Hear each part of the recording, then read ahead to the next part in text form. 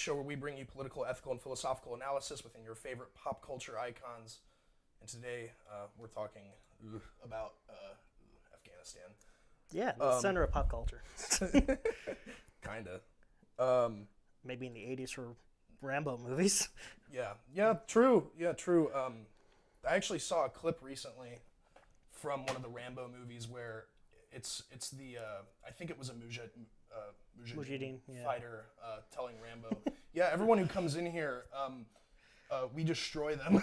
He's like, yeah, it's like the graveyard of empires. He's like, Mongolia invaded, the British invaded, and now the Soviets, and then the U.S. Because 17 years after that movie? Oh, I just came straight in. I think it was John Oliver who said. I think it was on his Afghanistan Last Week Tonight episode where he's. What he did talk about that.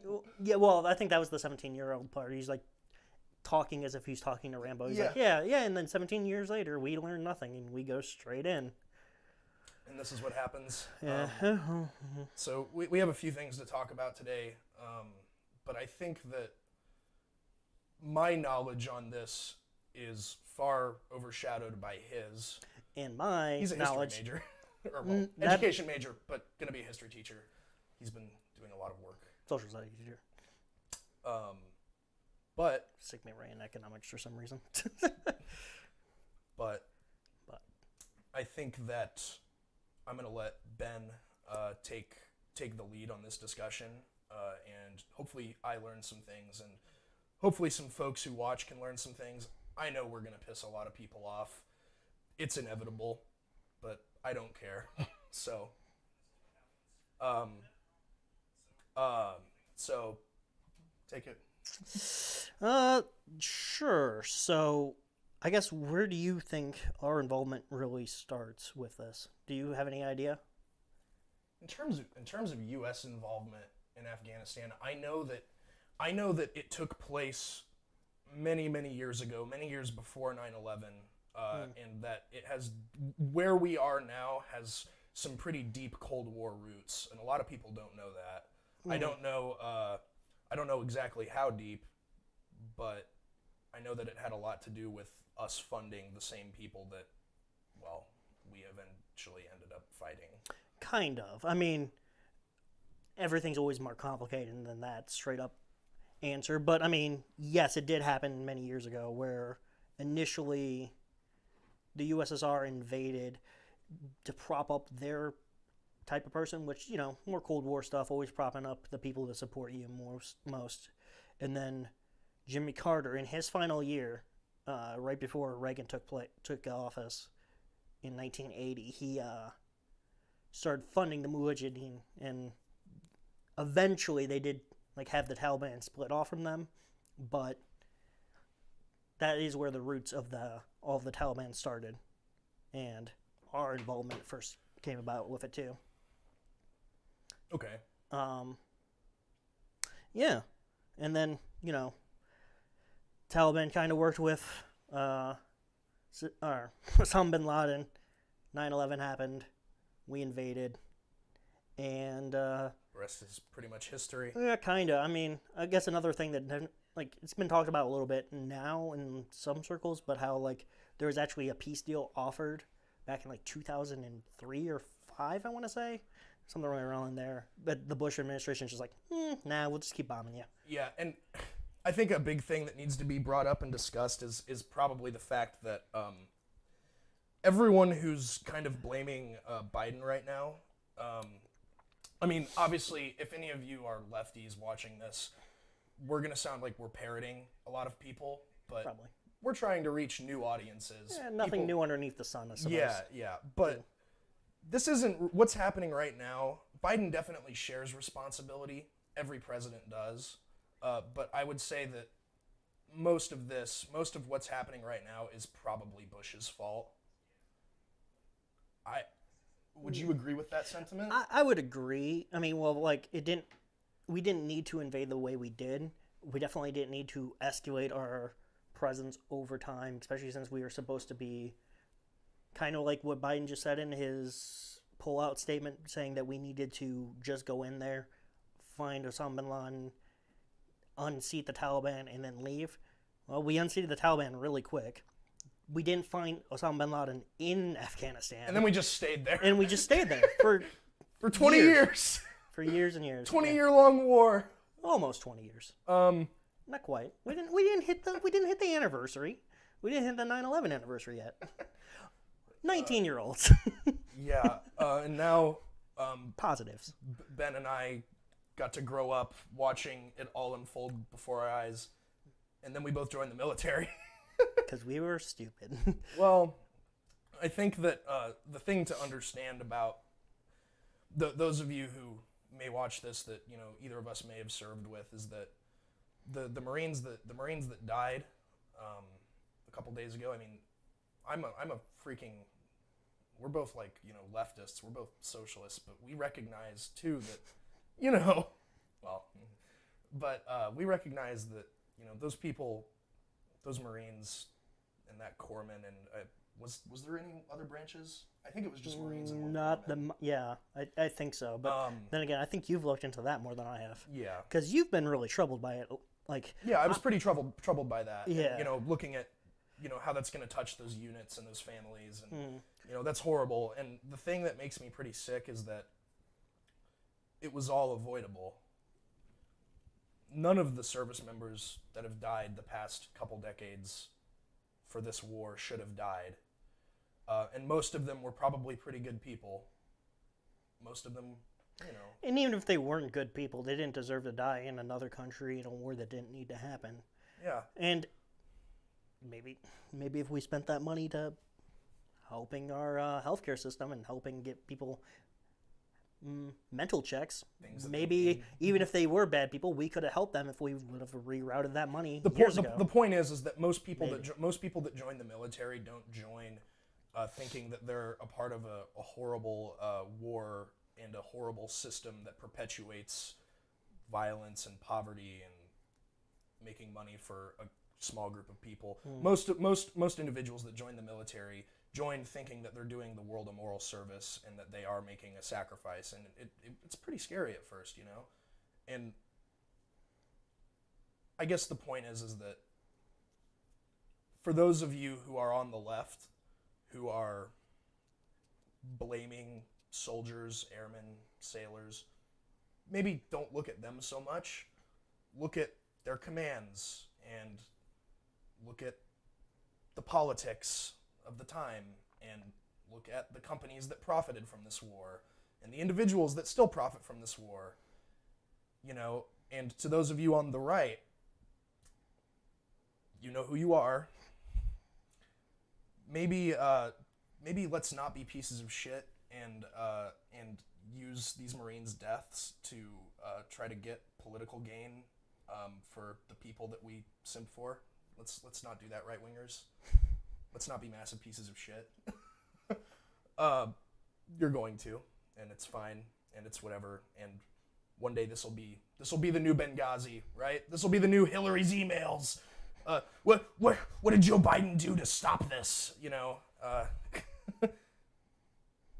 That's what's gonna happen.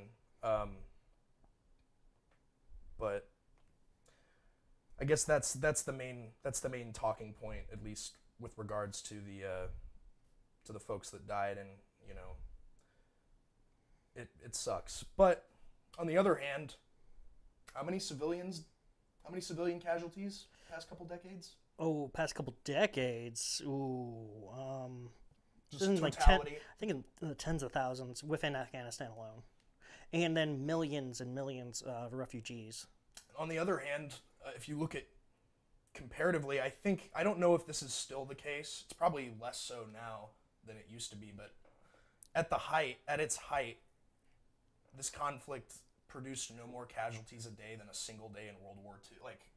Sorry, there were less casualties throughout this entire war than an entire day during World War II during the heaviest fighting. I mean, likely. I do not know that specific. Look at all the people that have died of COVID. I mean, it's 9/11 every day almost. Yeah, we've had going on for about 6-7 months. And that's innocent people, Mm-hmm.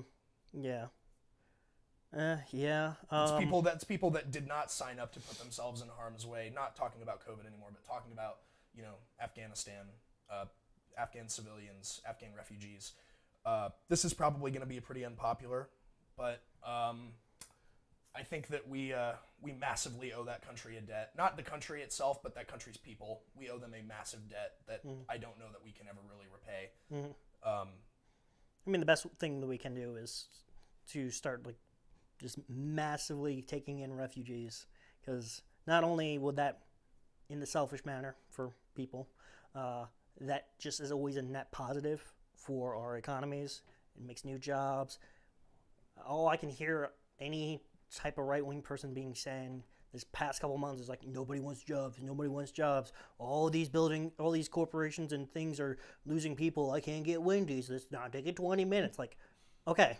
Yeah. Well, yeah, being refugees can help that. Being in a restaurant and treating the server like shit, and wondering why people don't want to work. Like, well, okay. I mean, that's a little. I know it's off topic, but I'm just saying. That is. There's refugees would help with that. As you can see, this is the first time we've really talked in front of a big group of people. We kind of did it one time before, but we have a lot of things that we want to say, and there's a lot of ground to cover with our podcast. Oh, yeah. Can always just be going off on random different tangents, for sure. It happens. Yeah. It happens to the best of us. So for it. I mean, we can go into any. Ooh. I guess we should start. I think from the Reagans. Or from the Reagan years, and like I said earlier, I mean that was initially started by Jimmy Carter, so nobody's getting out of here without blame. Pretty much every president since, every president since him has had some kind of hand in it. Since the only one that didn't directly be either the vice president or president during that time would have been Bill Clinton. Obama screwed up a lot. Well, I mean, he started the whole heavy droning thing, traumatizing basically the entire population born in his presidency. Yeah, there were videos of Afghan journalists talking to Afghan refugees, and the Afghan refugees just like talking about what like a nightmare dystopia they lived in because they're constantly afraid of unmanned U.S. aircraft coming and bombing their houses at night. Yeah, there was also some of the like Afghan children saying like, I'm scared of a clear blue sky. Like a rocket can come down because of a clear blue sky. On cloudy days, on rainy days, I know I'm safe. They can't see me. But like, think about like how messed up that is to truly be just raining death from the sky, and the amount of like weddings and stuff we blew up over the entire time in Afghanistan. But I mean, yeah, for the Reagan time, like we just continued funding the Mujahideen, and then the USSR left in '89, the tail end of Reagan, beginning of Bush Senior, and then they collapsed like 2 years later, and the graveyard for Afghanistan tagline for them is the tagline or Graveyard of Empires in Afghanistan is fitting. Yeah, it's produced a lot of big military defeats, and it's the reason why I think I have hope for, I guess, our own future in America, depending on how some things go. I mean, we draw closer and closer to civil conflict. Hopefully not. Hopefully not, but you never know. We seem to be drawing closer to civil conflict, and it's one of those things where I think when you look at the U.S. military as an occupying force and just how like woefully bad at it they were for 4 years, and I think I had read something too that a lot of U.S. officials would actually they would either take or give bribes from Afghan governmental officials, and just like how deep the level of corruption went in that government? Yeah, that one went kind of both ways, as far as I am aware. I don't know about the bribes being taken by U.S. officials, but I do know of That may like, have been a John Oliver thing that I missed. But well, I do know of like Afghan generals and warlords in different areas being like, oh yeah, I have 1.2 million people serving underneath me. Pay me the money to pay them, because we were paying right, Afghanistan yeah, yeah, yeah. soldiers. And then they got Like they the would- they millions would- of fake people, just like yeah, millions of people that didn't exist, and then the corrupt Afghan officials would then pocket that money. I think the only like truly good one that I could even think of, maybe I don't know their entire politics and I don't know them, but like the semi-defendable one would be what was the vice president and is now acting president, that's like hiding out in the country still, because like he like when the president just fled Afghanistan, he just stayed back and was like, I'll make the resistance fighters. Do I think he's gonna win? Probably not, but hey, at least there's one actual freedom fighter still trying to do something over there, trying to fight in his own form of democracy. So, I guess the biggest question on people's minds is like, where do we go from here, and how do we place blame, and how do we reconcile the last 20 years with our own kind of national reality right now? Ever since the war in Afghanistan started, we've seen America become more of a police state, and using the war in Afghanistan and 9/11, which again, that was just a massive wool pulled over people's eyes. Yeah. And Oh, die on that hill that the TSA doesn't do anything. yeah, like They just make me take off my shoes. Yeah, the TSA, by the way, has prevented no 9/11s. That's security theater.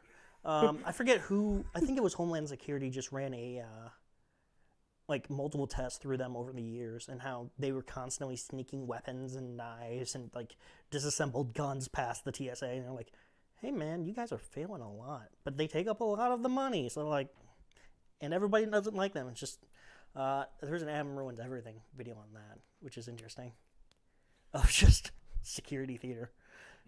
Not to mention the Patriot Act and listening in. So fun I stuff. think that I think both of our take on this is that we shouldn't now we should let refugees in, but we should not treat them any differently from normal people as a government. And I feel like I'd be interested to look on the data of like how the TSA profiles people, and how our system. That'd be semi-interesting. I mean, I remember who was getting like discriminated against the most. I think like ironically, or just how bigotry works, like Sikh people were getting discriminated against more than any Muslim group when the TSA and police were involved, especially like directly after like 9/11. So yeah, I mean, that's something to always look into, for sure. Just immigrants would help, though. That's all I'm saying. I mean, it'd help them out. It'd help us out. It's a win-win at this point. And hell, it would just help people. It's just the right thing to do. Truly. Mm-hmm. So now the next the next thing that I kind of wanted to talk about with you was, this one's a little more disturbing to me. Jeez, shaking my whole desk. This one's a little bit more interesting to me. Nick Fuentes and Groypers and people like them, and people who don't like Nick Fuentes but still are basically exactly the same as him, and people that follow Charlie Kirk, I see them as basically the same. Why is my camera not focusing? God. Okay, I think we're good. closer back there to Ben. Well, it's not that it like went out of focus when we. Anyway, less important is the video, but what we're actually talking about. Nick Fuentes basically coming out and being like, "Hey, Taliban good, actually. Taliban good. Taliban putting preventing abortions and preventing Critical race theory and being an ethno state and pushing religion on your entire people, and that's somehow good.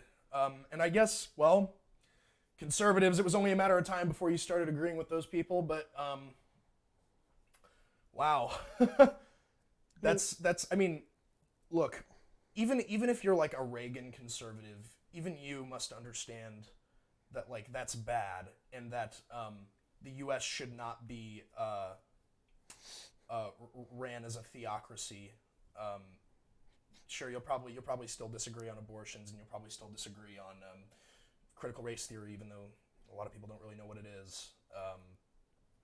But you know, the Taliban taking Afghanistan is a net negative for those people, and a lot of people are going to suffer because of it. Yeah, I mean, shit. There were stories of individuals destroying individuals who had ties to the U.S. government or to the Afghan government, just destroying mounds and mounds of paperwork, and anything that could directly tie them to the U.S. to prevent like reprisal killings. Bad stuff. Bad stuff. And you know, as shitty as America can be sometimes, it's still better than that, and it should try to stay that way or get better. Yeah. Maybe get better. And a lot of people like they usually follow along the lines of the Nick Fuentes types. They always are a walking contradiction, but let me try to like point out some of them. Not sure if it will really matter, but if you were to be one of those people that are like, oh yeah, no, Taliban good actually. Well, usually, I'm gonna stereotype you a little. Probably anti-taking down the statues. Well, what have the Taliban done? Oh, well, anytime they seen like a Buddhist statue or a historical thing, or any historical artifact that they disagree with, any cultural artifact that was not that they couldn't appropriate, basically, for their own ideology, they would just blow it up. Just destroy it. Blow it up. Thousands of year old statues, thousands of year old mosques, or not mosques, temples, different pieces of writing that had never been just transcribed before, just gone, lost to the annals of history just because of basically doesn't align with my religion. Islamic fascists. Yeah, like, Islamic fundamentalist type. Theocrats. Thank you. Yes. Not to mention their invasion of personal freedoms of regardless of your gender. Like, how many of you want like people going around measuring your beard or forcing you to have one, or saying that you can't have certain pets because their leisure time doesn't align with yours, or saying that you can't fly a kite? Like, it's just a level of personal invasion that nobody should ever be okay with or ever allow to any kind of government, let alone a religious one that will take away your freedoms. Just no government should ever have that much control. Yeah, by the way, Nick Fuentes fans and Charlie Kirk fans, maybe not Ben Shapiro fans. You know, I don't think Ben Shapiro said anything this crazy, but well, that's because he doesn't like Muslims in general. there you go. Fuck, I forgot what I was gonna say. I don't know. No. Oh yeah. None of you can ever say you care about freedom ever again, because you don't. No, you never did. You gave that illusion. Yeah, but like you the mask has like officially fucking come off here. It was like only a matter of time before, at least in my head, prior to this, it was only a matter of time before right-wing America started to actually identify with and agree with, like have some kind of messed up solidarity with like jihadists and religious fundamentalists, because that's what you are too. You're the same. There's no difference. The only difference is how our government treats you versus how our government treats them. I will also say that this is not against everybody who is religious. Yeah, no, this I isn't will- an anti-religion thing. Because No. both Taliban jihadist and any kind of American Christian terrorist group who is doing these things based off of what they think the Bible and or the Quran has said, they are just fundamentally ignoring any part of peace and love that is always talked about in all religious texts. Yeah. They're just taking that and throwing it out the window and being like, but how can I manipulate it for my gain? Forget what God says. I'm just going to do me. Like, you're not following the rules of any religion here. You're just manipulating it for your own personal and cultural gain. Because you think that you're better than everyone else, and that somehow It's just arrogance at that point, I think. pretty much. Well,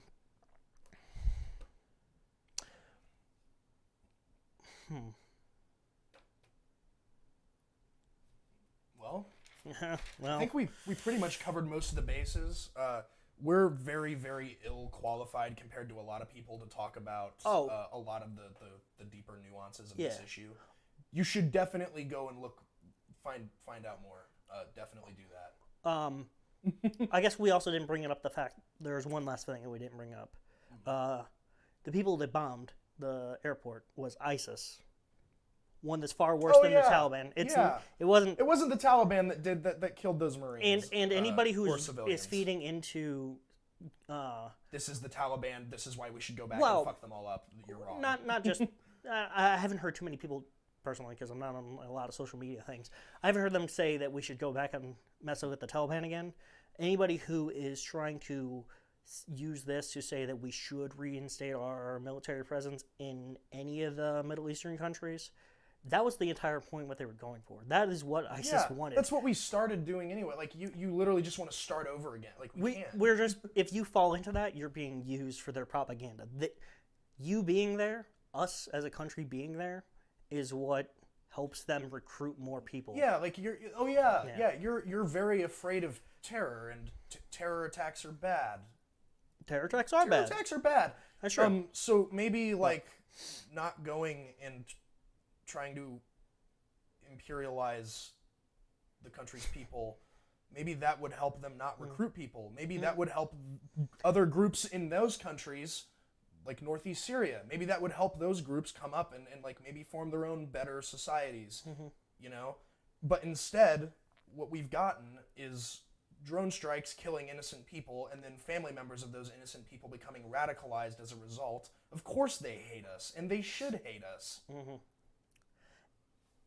And, I mean, would you act any differently if this was, like, the roles were reversed? Like, Yeah. if you, all those people who imagine they want to be like Red Dawn, if the Soviets continued staying there and continued fighting, like, that would just piss you off more in the movie references. Yeah, or you would just like keep that. blowing things up. You would just keep doing things. Of course, you would try to send people to Russia to like blow up a hospital or something. Yeah, you would probably retaliate in any way you can. And not saying it's all entirely justified, obviously. Yeah, I'm just no. saying, but It's a if the natural- roles reversed, Cause effect.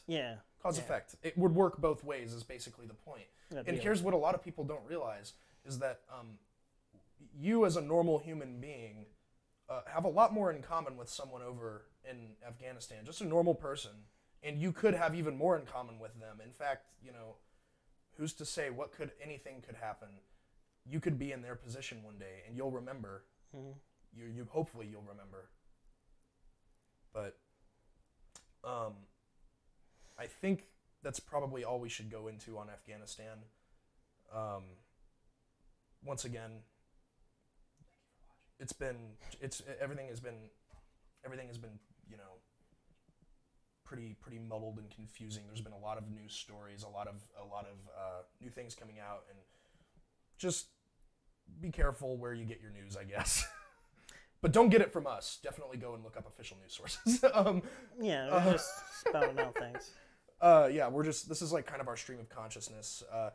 Our next episode and our regular episode format looks a little bit different than this. It's usually, there's more planning that goes into it. Our next episode, we're going to be having Tammy Woodmansey on, hopefully, if she's able to find the time. For those of you that aren't really from that community and don't know about it, I went to a civil rights protest in Morton, Illinois, a couple Thursdays ago, I believe. Yeah, a couple Thursdays ago, and saw some really great things. Saw some great people coming together to try to make their community a better place. And I can't wait to have Tammy on and talk about it. And it'll be a little more structured, a little more planned and thought out. There was a bit of a scheduling conflict, which is why we're talking about this today. But regardless, it's still important, and I think that it's good to talk about it. Mm-hmm. Anyway, with that, thanks for watching. If you liked this, please share, subscribe.